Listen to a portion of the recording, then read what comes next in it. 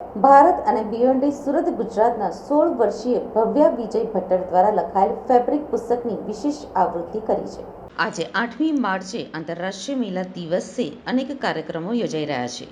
સુરતમાં મહિલાઓનું આદર સન્માન કરવામાં આવી રહ્યું છે.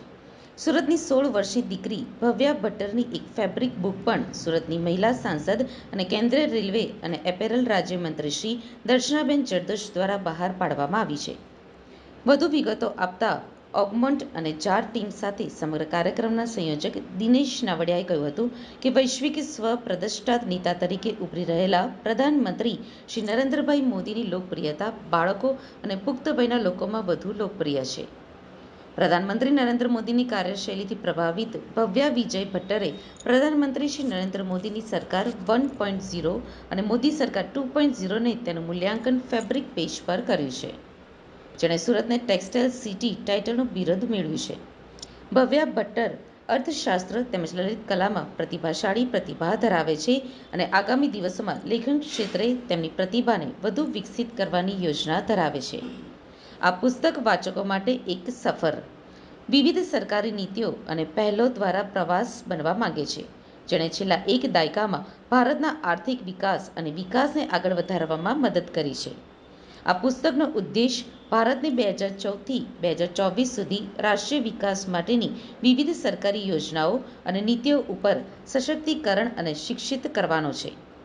આ સમારોહ યુવા સ્ત્રી અવાજની સંભાવનાની ઉજવણી કરવામાં આવી હતી અને વ્યક્તિઓને સશક્તિકરણ કરવામાં અને ભારતના આર્થિક વિકાસમાં ફાળો આપવા માટે સરકારી પહેલની અસરને પ્રકાશિત કરવામાં આવી હતી.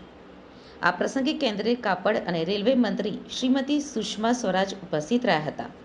દર્શના જરદોશે ફેબ્રિક કાપડના પુસ્તકને ભારતના હૃદય માટે ભારતની કળાનું પ્રતિનિધિત્વ કરવા માટે પ્રશંસનીય માપદંડ તરીકે જાહેર કર્યું.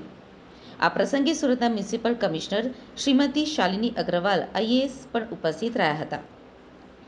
ભારતની અગ્રણી નાણાકીય તંદુરસ્તી એપ્લિકેશન જાર એપ ભવ્યા ભટ્ટરના પ્રયાસોની પ્રશંસા કરે છે, જેમણે દેશની આર્થિક સુખાકારીને આકાર આપવામાં સરકારી પહેલોની અસરને પ્રકાશમાં લાવી છે. ભવ્યા વિજય ભટ્ટર 16 વર્ષીય લેખક અને જાણીતા સુરત સ્થિત ડેવલપર વિજય ભટ્ટર અને તેમની પત્ની નીલમ ભટ્ટરની પુત્રી છે, એમ કહીને પ્રોજેક્ટનો સાર કેપ્ચર કરે છે. ભારત અને તેનાથી આગળ માત્ર એક પુસ્તક નથી, તે એક્શન માટે કોલ છે. અમને આપણા રાષ્ટ્રની સંભવિતતા અને પ્રગતિને સ્વીકારવા વિનંતી કરે છે.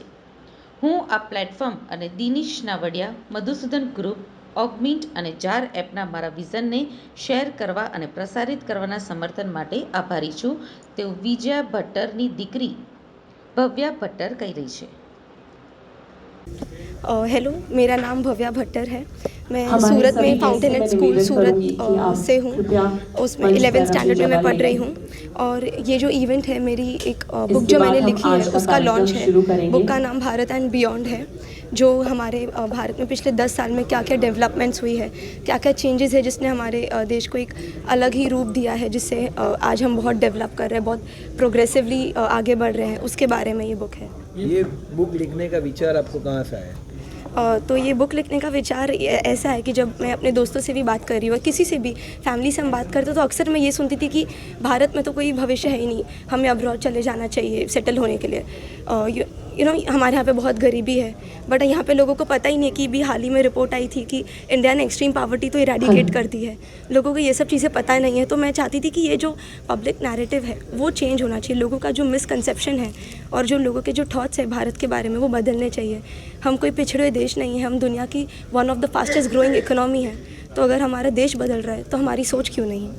कितना समय लगा आपको ये बुक लिखने में? मुझे एग्जैक्टली समय पता तो नहीं है, बट मुझे पिछले 1 महीने से मैं बुक पे काम कर रही हूँ। रिसर्च पे टाइम इतना नहीं लगा, बट हाँ, लिखने में उसको सरल भाषा में प्रेजेंट करने में ज़रूर टाइम लगा। और मैं खुश हूँ कि आज ये इतने अच्छे से मुकाम पे हो पाया। कैसा लग रहा है आज जब बुक का लास्ट डे विमोचन होगा, लोगों के पास जाएगी, कैसा लग रहा है आपको? मैं बहुत खुश हूँ।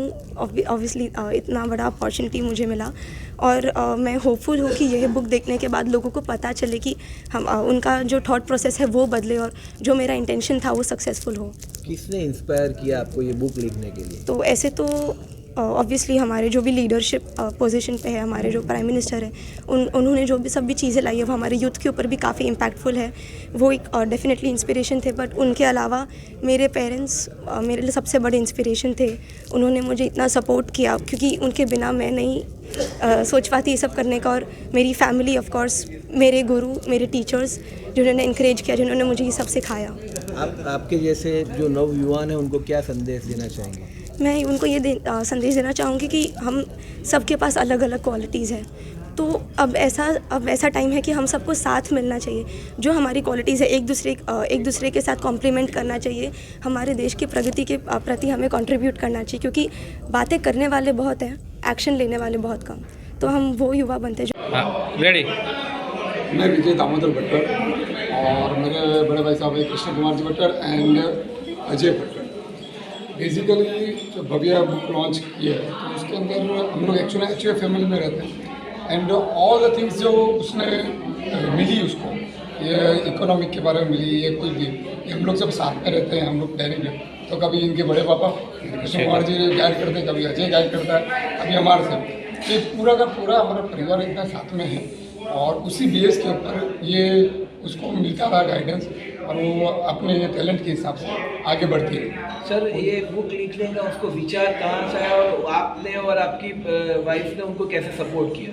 ओके, ये हमारे घर में एक विचार ये चीज़ थी कि हम लोग जब बच्चे पढ़ने के लिए बाहर जाते हैं, फिर बाहर ही रह जाते हैं, बाहर जाने के बहुत चीज़, तो हम लोग ऑन डाइनिंग टेबल ये डिस्कशन करते रहते हैं। तो कभी हमारे ये चीज़ रहती है कि भारत का हमको बहुत ज़्यादा पोटेंशियल दिखता है, तो ये सारी चर्चाएं हम लोग करते हैं। तो उसने भी काफ़ी स्टडी की, वो स्टडी करने के लिए बहुत हो जाती है, तो अलग अलग चीज़ का इसका है डिटेलिंग, हर एक चीज़ को फॉलो करती है। तो उसको ऐसा लगता है कि जो पॉलिसीज़ नरेंद्र जी मोदी ने अभी लाई है, इसका इम्पैक्ट आगे के 15 सालों में बहुत भयंकर आने वाला है और नई जो पॉलिसीज़ आने वाली है।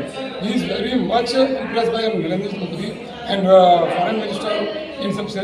तो वो चीज़ थी, तो हमारे जो डिस्कशन, तो उसके दिमाग में ऐसा था कि यूथ को मैं बार बार ये गाइड करूं कि कनाडा, ऑस्ट्रेलिया, अमेरिका जाने वाले सपने बंद करें, बिकॉज इंडिया का पावर बहुत ज़्यादा एक्स्ट्रा ऑर्डिनरी आ रहा है बराबर। और वो हमेशा बोलती है कि इंडिया में पावर है, इंडिया में मनी है, यहाँ पे हमारा जो नॉलेज है, यूथ पावर है, वो इंडिया को ही यूटिलाइज करना चाहिए। कितना खर्चा हुआ और ये आगे बुक कहाँ से मिल सकेगी? देखिए, बुक तो प्रिंट होने का जो खर्चा है अभी यानी बाकी है, वो अभी मेरे पास है नहीं, एंड बाकी इसने खुद से अपना पूरा किया हुआ है, तो इसका अभी हम लोगों ने कोई एस्टिमेशन। बुक कहाँ से लोगों को चाहिए तो मिल सकती है? बुक बहुत इजीली इसके नंबर्स और इसका भारत एंड बियॉन्ड चैनल है ऑलरेडी इंस्टा पे, जिसपे ये गाइडलाइंस देती है यूथ को कि भारत में कितनी चीज़ है अलग अलग फिगर्स के साथ में, तो वो चैनल के माध्यम से भी आपको किसी को भी चाहिए तो वो मिल जाएगी। इसका सेकंड वर्जन आने वाला है जिसके अंदर बहुत डिटेलिंग में एक ये पॉलिसी के बारे में जो भी बताया वो शॉर्ट में बताया हुआ, तो एक एक डिटेल के साथ में वो जो थी, तो वो बुक भी इसकी बहुत गजब की आने वाली है, जिसके अंदर हर एक का इम्पैक्ट बताया जाएगा। अंत में आप सूरत शहर के दर्शकों को क्या संदेश देना चाहेंगे? सूरत के दर्शकों को मैं ये संदेश देना चाहूँगा कि अपने बच्चों में बहुत पावर है, बहुत इंटेलिजेंट है, उनको सही मार्ग और सही दर्शन गाइड करना जरूरी है, उनकी एनर्जी को यूज़ करना जरूरी है और उनको प्रॉपरली गाइड करें। तो रियल कहता हूँ कि भारत का भविष्य जो नरेंद्र जी मोदी बदल रहे, उनको यूथ, अभी आपने देखा होगा कि 3-4 लास्ट अभी जो ट्रेन में गए कि कहीं वो बच्चों को पकड़ रहे हैं, वो जानते हैं कि यूथ ही है जो भारत को चेंज कर सकते हैं और हमारा हमेशा ये रहा है। तो मैं यूथ को बोलता हूँ कि भारत को चिपके रहे, इसका ग्रोथ बहुत बड़ा है और ये बुक्स देख सकते हैं, आगे का आप ये देख सकते हैं। Okay, thank you.